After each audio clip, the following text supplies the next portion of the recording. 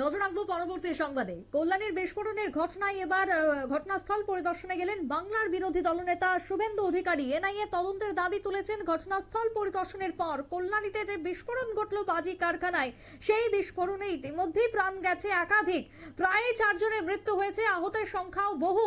এবং যে মালিক কারখানার যে মালিক, তার বাড়ি থেকে বোম পর্যন্ত উদ্ধার হয়েছে, বোম স্কোয়াড যায় ঘটনাস্থলে। এবারে কতটা ভয়ানক ছিল এই ঘটনায় এবার এনআইএ এর তদন্তের দাবি তুলেছেন বাংলার বিরোধী দলনেতা। ঠিক কি অভিযোগ তার, শুনুন। প্রথম কথা, এগরার খাদিকুলের ঘটনার পরে মুখ্যমন্ত্রী এবং মুখ্যমন্ত্রীর প্রধান উপদেষ্টা আলাপন বন্দ্যোপাধ্যায় অনেক রোডম্যাপ, পরিকল্পনা এসব কথা বলেছিলেন। তারপরে এরকম একটা ঘন জনবসতিপূর্ণ এলাকার মধ্যে এই ধরনের বেআইনি বিস্ফোরক, এটাকে বাজি বলবো না, এটার এনআইএ হওয়া উচিত। এটা কেন হয়েছে? ঠিক নৈহাটির ক্ষেত্রে যেমন আগের সিপি বলেছিল যে গুলি চলেনি, ওখানকার এমপি এমএলএ বললেন গুলি চলেছে।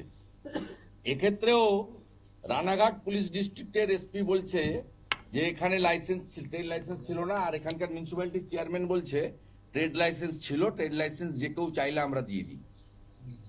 এইরকম একটা জায়গায় যেখানে কত ডেন্সিটিটা দেখুন, থিকলি পপুলেটেড জোন, চারিদিকে পাকা বাড়ি, এত ক্যাজুয়ালিটি কম হয়েছে, আমরা ঈশ্বরকে ধন্যবাদ জানাবো। তবুও 4টে প্রাণ গেছে, আরো একজন মৃত্যুর সঙ্গে পাঞ্জা লড়ছে। ভয়ঙ্কর অবস্থা। এবং কমপ্লিটলি কল্যাণী মিউনিসিপ্যালিটি, পুলিশ এবং রাজ্য সরকার এর জন্য দায়ী। এবং আমাদের স্থানীয় বিধায়ক অ্যাডভোকেট অম্বিকা রায় বিষয়টা দেখছেন। পুলিশ যদি সদর্থক ভূমিকা গ্রহণ না করে, নিশ্চিতভাবে নিরপেক্ষ এজেন্সির হাতে যাতে তদন্ত যায়, তার জন্য উদ্যোগ আমরা নেব। দরকার হলে লিগ্যাল ব্যাটেলে করব। এই ঘটনা ঘটার পর এলাকার বহু বাজি মজুত রয়েছে, শব্দ দূষণ, বেআইনি বাজি, যা সংবাদ মাধ্যম, সেটা খোঁজার দায়িত্ব কার? সংবাদ মাধ্যম খুঁজে বের করলো, প্রশাসন তারপর তৎপর হলো। দায়িত্বটা কার? দায়িত্বটা হচ্ছে সরকারের। এর জন্যই ভিলেজ পুলিশ, সিভিক ভলেন্টিয়ার, কত রকমের নামে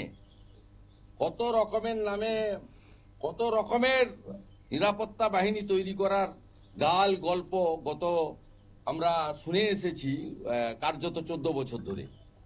কত রকমের, যে গ্রামের সব খবর তাড়াতাড়ি আনার জন্য ভিলেজ পুলিশ, সিভিক ভলেন্টিয়ার, পাড়ায় পাড়ায় কি হচ্ছে খোঁজ খবর রাখার জন্য, তার পরিণতিটা কি, রেজাল্টটা কি? এত নন স্টপ। এগরার খাদিকুল থেকে মাঝখানে আমডাঙ্গা, বজবজ, নন স্টপ হচ্ছে, নন স্টপ সাধারণ মানুষ মারা যাচ্ছে এবং তার বিনিময়ে 2 লক্ষ টাকা ক্ষতিপূরণ দিচ্ছে। আজকে বিজেপি মৃত পরিবারগুলোকে 2,01,000 টাকা দিয়ে এই মুখ্যমন্ত্রীকে বুঝিয়ে দেবে যে জীবনের দাম, একটা ভেজাল মদ খেয়ে মরলেও আপনি 2 লাখ দেন। আর এইভাবে আপনার সরকারের, আপনার পুলিশের, আপনার দলের পরিচালিত পুরসভার অবহেলা এবং কার্যত অত্যন্ত দায়িত্ব জ্ঞানহীনতার পরিচয়ের জন্য এই মৃত্যু হয়েছে।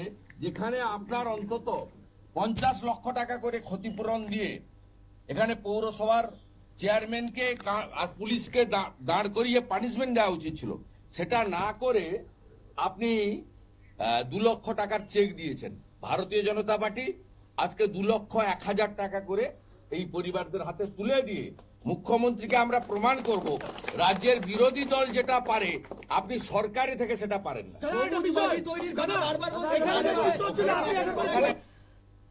আপনারা শুনলেন শুভেন্দু অধিকারীর বক্তব্য। ইতিমধ্যেই ঘটনাস্থল পরিদর্শনে গেলেন তিনি এবং বারবার বাজি কারখানায় এই বিস্ফোরণ কেন ঘটছে, এর পেছনে কারণ কি, তা সবটাই খতিয়ে দেখা উচিত। বাংলার সরকারকে ফের একবার ভৎসনাদ করলেন তিনি এবং তারই সাথে এনআইএ তদন্তের দাবি জানিয়েছেন শুভেন্দু অধিকারী। ছোট্ট একটা বিরতির পর ফিরে আসছি, সঙ্গে থাকুন।